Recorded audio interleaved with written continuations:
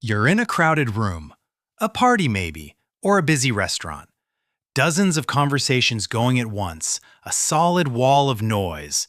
But you're locked into one of them, the person in front of you. You've tuned everything else out so completely that it's just a blur of sound in the background. And then, from somewhere across the room, through all of that noise, in a conversation you were not part of and were not listening to, someone says your name.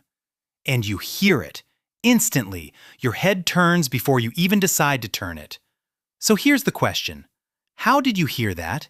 You weren't listening to that conversation. You'd tuned it out so completely you couldn't have repeated a single word of it a second earlier. So who was listening? Because something in your head reached into a conversation you'd sworn you were ignoring and pulled your own name out of it. Something was listening the entire time. It just never told you. You think you choose what you listen to. You don't. Right now, there is a system inside your brain that hears every conversation in a room at once. All of them, all the way down. Quietly listens to each one, decides which one matters, and hands you exactly one. The rest, it keeps to itself. And it has been doing this your entire life, in complete silence, without once asking your permission. In the next few minutes, I'm going to introduce you to that part of your brain, the one you've never actually met, the one that never stops eavesdropping, and I'll tell you exactly what it's listening for. Start with a thing you already know is true. Scientists have a name for this. They call it the cocktail party problem, and they've been picking it apart since the 1950s. In the classic version of the experiment, they put headphones on you and play a different message into each ear at the same time. Your job is to repeat one of them out loud, word for word, and ignore the other completely. And here's what they found. People are astonishingly good at ignoring. Afterward, you can barely say a thing about the ear you weren't following. Not the words, sometimes not even what language it was in. They could switch it to another language halfway through and you wouldn't notice. But then they tried one small thing. They slipped the person's own name into the ear they were ignoring. And around a third of people, mid-sentence, locked onto the other ear, snapped straight to it. Their name reached in and grabbed them out of a channel they were supposedly deaf to. Now sit with what that means. You'd assume the conversations you tune out are simply gone, blocked at the door, never let in, never processed at all. They're not. Because if that ignored channel were truly switched off, your name could never have come through it. Something had to be listening to it closely enough to find your name buried inside. And that's the part that should unsettle you. For your name to break through, your brain wasn't just registering noise from that conversation. It was working out the meaning of it, pulling the words apart, checking each one, understanding enough to know that one of them was you. Which tells you where the filter actually sits. It is not at your ears. It is much, much deeper in. Every conversation in that room is being heard, taken apart for meaning, and quietly scored. Does this matter? Does this matter? Does this? All of it, far below anything you can feel. And then you, the conscious you, get handed the single winner. One channel turned up.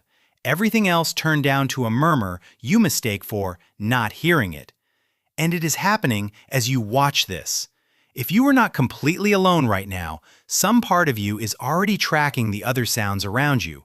A door, a voice, a phone buzzing, listening to them, weighing them, ready to drag your attention over the instant one of them turns out to matter. So why would a brain be built like this?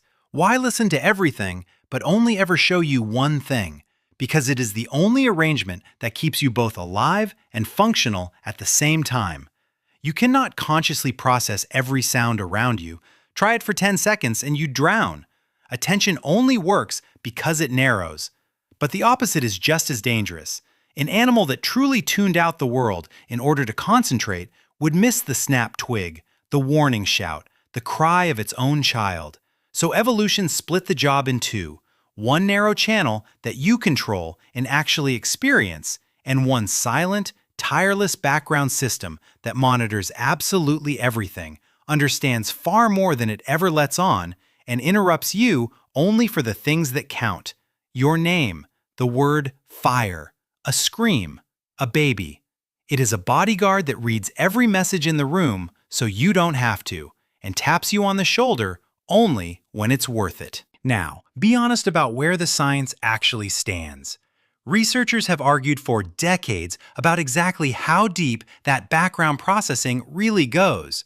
Whether your brain fully understands every word of the conversation you're ignoring, or whether it is mostly scanning for a few high-priority flags, like your own name, and snapping awake when it hits one. That part isn't settled, and you should know it isn't. But the core of it is rock solid, and you have lived it yourself. Things you were never listening to can still reach you. And here is the part that should stay with you. You cannot switch it off.